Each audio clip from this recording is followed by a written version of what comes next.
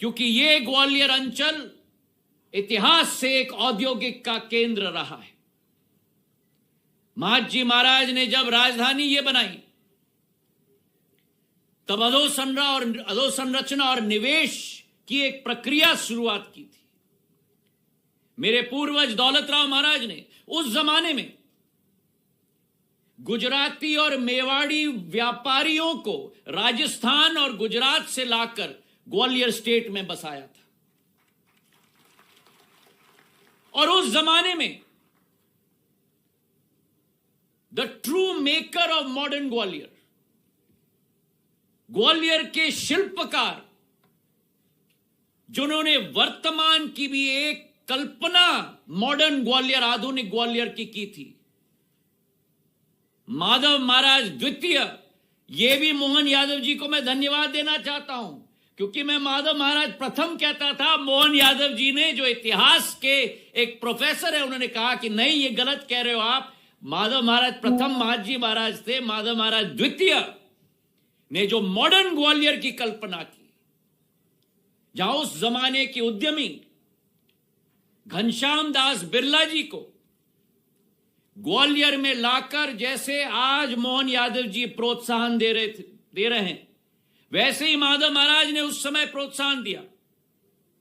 यहां सिमको को बसाया, यहां जेसी मिल्स, जिवाजीराव कॉटन मिल्स को बसाया, अनेक संयंत्र लगे। ग्वालियर में पहली लेदर की फैक्ट्री 1912 में स्थापित हुई।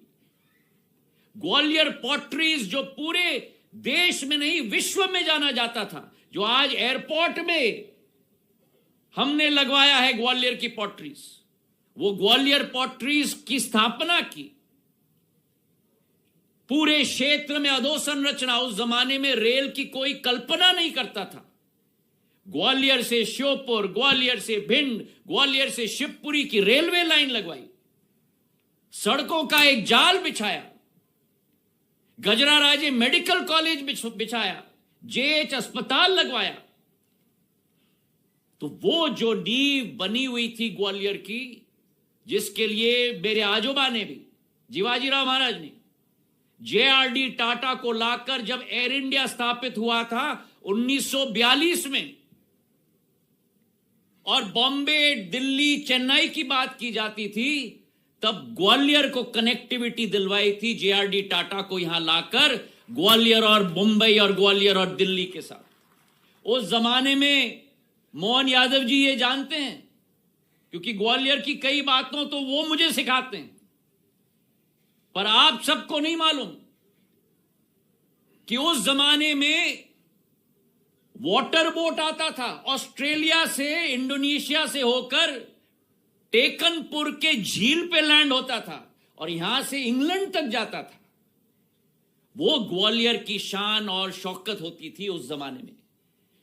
और आज मैं धन्यवाद अर्पित करता हूं, उनको प्रणाम करता हूं मोहन यादव जी को, कि उन्होंने जो संकल्प लिया है कि ग्वालियर को दोबारा उस शिखर पर पहुंचाने का, आज मैं मानता हूं कि शायद मध्य प्रदेश के इतिहास में पहले बार हमें एक ऐसे मुख्यमंत्री मिले हैं जिन्होंने औद्योग और मैन्युफैक्चरिंग की जड़ की पहचान की है, कि जो मध्य प्रदेश की क्षमता है, जो आज मैं करण अडानी जी से कह रहा था, हमारे रिलायंस के जो अफसर आए हैं उनसे मैं कह रहा था, अलग अलग संभाग में अलग अलग संभावनाएं।